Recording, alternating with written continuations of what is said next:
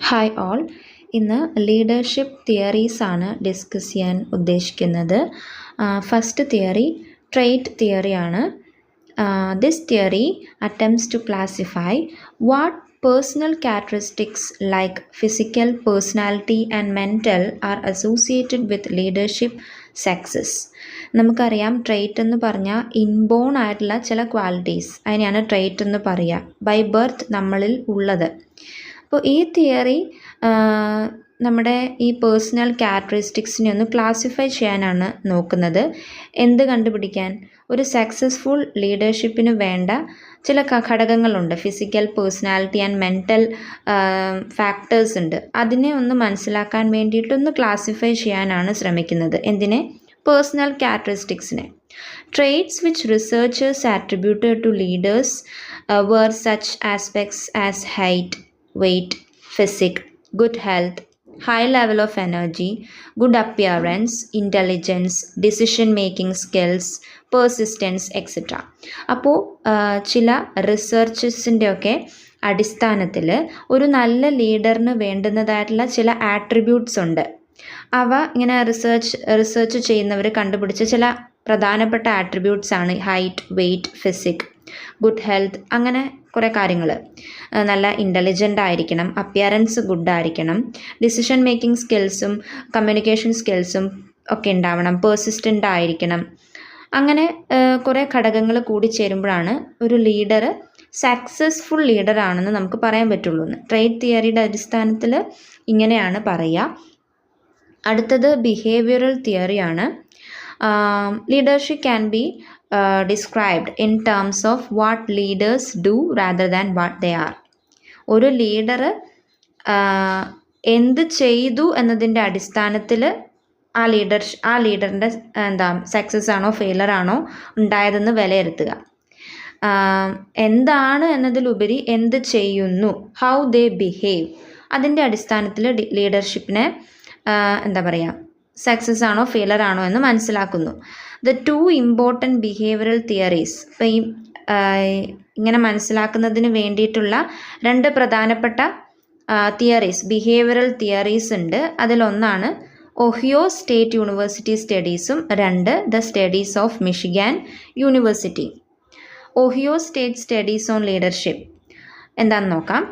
Identify two leadership behaviours. അതിൽ തന്നെ ഈ ഒഹിയോ സ്റ്റേറ്റ് സ്റ്റഡീസ് ലീഡർഷിപ്പ് ബിഹേവിയറിനെ രണ്ടായിട്ട് തരം തിരിച്ചിട്ടുണ്ട്. ഒന്ന് കൺസിഡറേഷനും മറ്റൊന്ന് ഇനീഷ്യേറ്റീവും.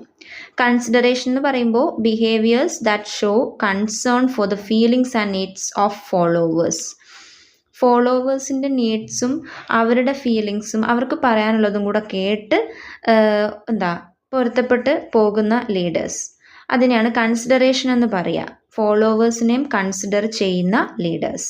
മ്യൂച്വൽ ട്രസ്റ്റ് അവിടെ ഉണ്ടാകുന്നുണ്ട്. ഇനീഷ്യേറ്റീവ് എന്ന് പറയുമ്പോൾ behaviours that define a leaders role and expectations such as setting standards, encouraging procedures and coordinating work. Initiative, leader തന്നെ ഇനീഷ്യേറ്റീവ് എടുത്ത് ഓരോന്ന് ചെയ്യുന്നു.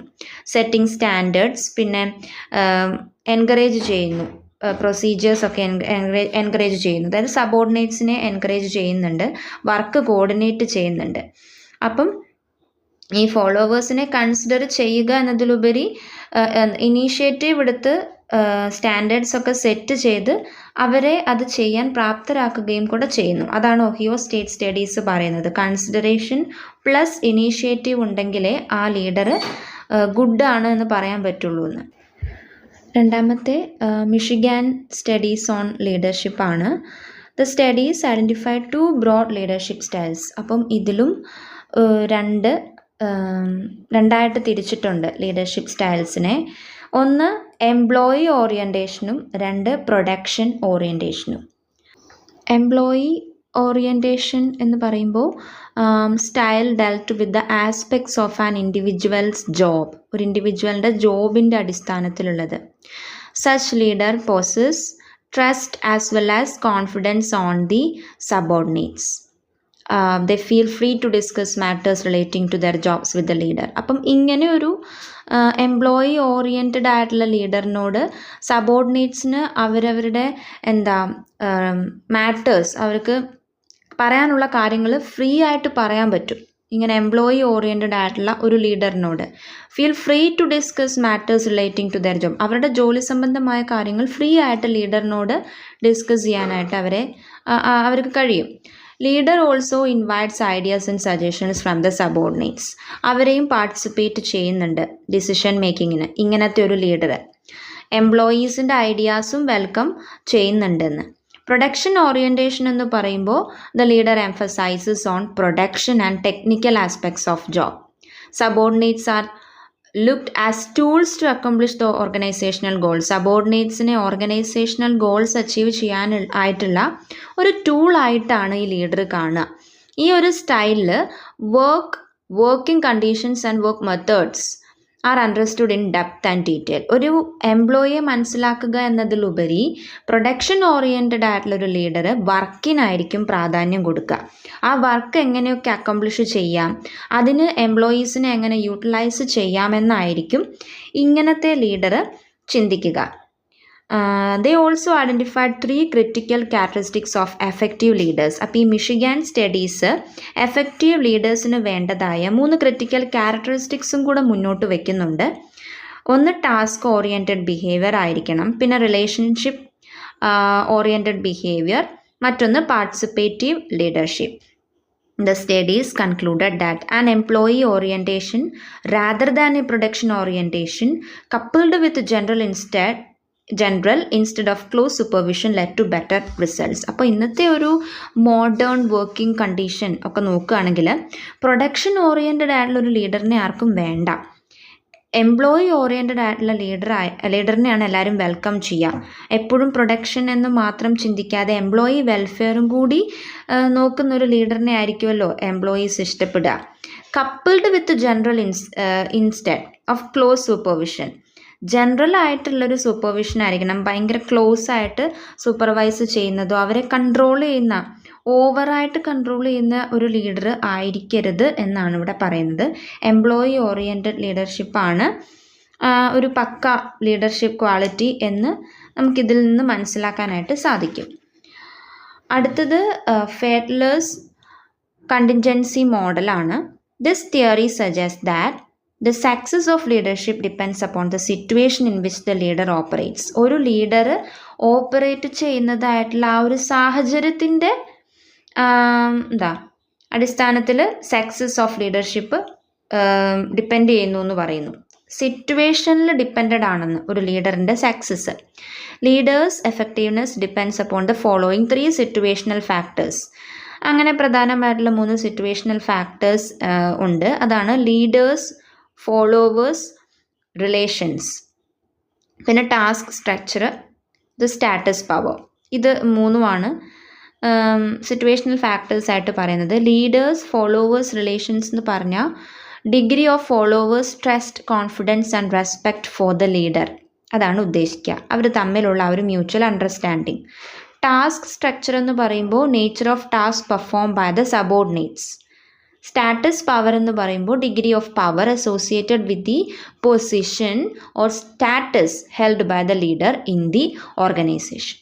ഇതാണ് ഫെഡ്ലേഴ്സ് കണ്ടിൻജൻസി മോഡൽ അല്ലെങ്കിൽ തിയറിയിൽ പ്രധാനമായിട്ട് ഉദ്ദേശിക്കുക. സിറ്റുവേഷനെ ഡിപ്പെൻഡ് ചെയ്തിരിക്കും ലീഡറിൻ്റെ സക്സസ് എന്ന് പറയുന്നു. ഇനി സിറ്റുവേഷണൽ ലീഡർഷിപ്പ് തിയറിയാണ്.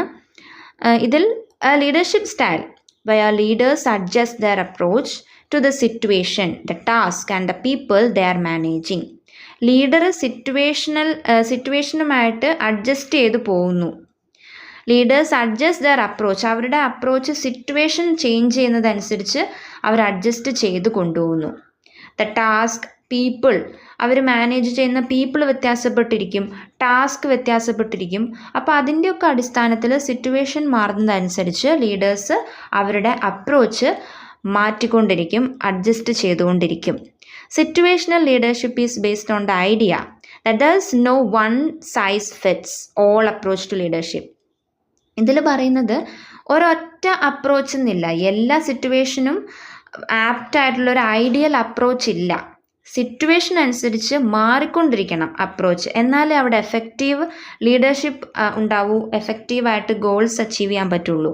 ഒരു വൺ സൈസ് ഫിറ്റ്സ് അപ്രോച്ച് ഇല്ലെന്ന് പറയുന്നു. Instead leaders should consider the following factors. ഏതൊക്കെ ഫാക്ടേഴ്സാണ് ലീഡർ കൺസിഡർ ചെയ്യേണ്ടത്? ഒന്ന്, work, the task at hand and the followers ability and willingness to perform it. 2, follower, the followers knowledge, experience, skill, confidence, commitment and motivation. ഈ വർക്കും ഫോളോവറും ഈ 2 factors consider ചെയ്താൽ മാത്രമേ എന്തുണ്ടാവുള്ളൂ, അവിടെ ആ ഒരു ലീഡറിന് എഫക്റ്റീവായിട്ട് മുന്നോട്ട് പോകാനായിട്ട് പറ്റുള്ളൂ. ദ ലാസ്റ്റ് തിയറിയാണ് path goal leadership theory. Based on the expectancy theory of motivation, the theory states that leaders can exercise 4 different kinds of styles. അപ്പം മോട്ടിവേഷൻ്റെ എക്സ്പെക്റ്റൻസി തിയറിയുമായിട്ട് ബന്ധപ്പെട്ട് നിൽക്കുന്ന ഒരു തിയറിയാണ് ഈ പാത്ത് ഗോൾ ലീഡർഷിപ്പ്. ഇതിൽ 4 കൈൻഡ്സ് ഓഫ് സ്റ്റൈൽസ് ഓഫ് ലീഡർഷിപ്പാണ് പറയുന്നത്. ഒന്ന്, ഡയറക്റ്റീവ് ലീഡർഷിപ്പ്, അതായത് giving directions to the subordinates rather than seeking their cooperation. അവർക്ക് അവരുടെ കോപ്പറേഷൻ സീക്ക് ചെയ്യുക എന്നതിലുപരി അവർക്ക് വേണ്ട ഡയറക്ഷനും കൂടെ കൊടുക്കുക. അതാണ് ഡയറക്റ്റീവ് ലീഡർഷിപ്പ് എന്ന് പറയുന്നത്. കോപ്പറേറ്റ് ചെയ്യണമെന്ന് പറയുക മാത്രമല്ലാതെ അവരെ ഗൈഡ് ചെയ്യുന്നു. പിന്നെ supportive leadership, being friendly and approachable to സബോർഡിനേറ്റ്സിന് അവരുടെ ജോലി സംബന്ധമായുള്ള കാര്യങ്ങളൊക്കെ പറയാൻ അപ്രോച്ചബിൾ ആയിട്ട് ഉള്ളൊരു ലീഡർ ആയിരിക്കണമെന്ന്. അവരെന്തെങ്കിലും പറയാൻ വരുമ്പോൾ അവരെ വക വയ്ക്കാതെ അവഗണിക്കുന്ന ടൈപ്പ് ലീഡർ ആയിരിക്കരുത്. സപ്പോർട്ടീവായിട്ട് നിൽക്കണം. അവരെ കേൾക്കാൻ, സബോർഡിനേറ്റ്സിനെ കേൾക്കാനുള്ളൊരു മനസ്സ് ഉണ്ടായിരിക്കണം. Participative leadership, asking for suggestions from subordinates before making decisions. ഒരു തീരുമാനം എടുക്കുന്നതിന് മുൻപ് സബോർഡിനേറ്റ്സിനോടും കൂടി ഒന്ന് ചോദിക്കണം, ഒന്ന് ആലോചിക്കണം, അതാണ് പറയുന്നത്. പിന്നെ 4-മത്തെ അച്ചീവ്മെൻറ്റ് ഓറിയൻറ്റഡ് ലീഡർഷിപ്പാണ്. Setting challenging goals and assignments for സബോർഡിനേറ്റ്സിന് ചലഞ്ചിങ് ആയിട്ടുള്ള ഗോൾസൊക്കെ സെറ്റ് ചെയ്തിട്ട് അവരെ കൂടുതൽ ഇങ്ങനെ പോളിഷ് ചെയ്യുന്ന, സദാ പോളിഷ് ചെയ്തുകൊണ്ടിരിക്കുന്ന ഒരു ലീഡർ ആയിരിക്കണമെന്ന്. ഒരു ചലഞ്ചിങ് ടാസ്ക് ഒക്കെ വെക്കുകയാണെങ്കിൽ അവരത് അച്ചീവ് ചെയ്യാൻ വേണ്ടിയിട്ട് കുറച്ചധികം എഫേർട്ട് ഇടും. അതിലൂടെ അവരുടെ എഫിഷ്യൻസി ഒക്കെ വർദ്ധിക്കുമല്ലോ. അതാണ് അച്ചീവ്മെൻറ്റ് ഓറിയൻറ്റഡ് ലീഡർഷിപ്പിൻ്റെ പ്രത്യേകത. അപ്പോൾ ഇതാണ് 4 kinds of styles of leadership എന്ന് പറയുന്നത് പാത്ത് ഗോൾ ലീഡർഷിപ്പിൻ്റെ അടിസ്ഥാനത്തിൽ. സോ ഇത്രയേ ഉള്ളൂ ലീഡർഷിപ്പ് തിയറീസ്. വളരെ ഷോർട്ടായിട്ടാണ് ഞാൻ പറഞ്ഞു പോയത്. ഏകദേശം മനസ്സിലായി എന്ന് വിശ്വസിക്കുന്നു. Thank you for watching.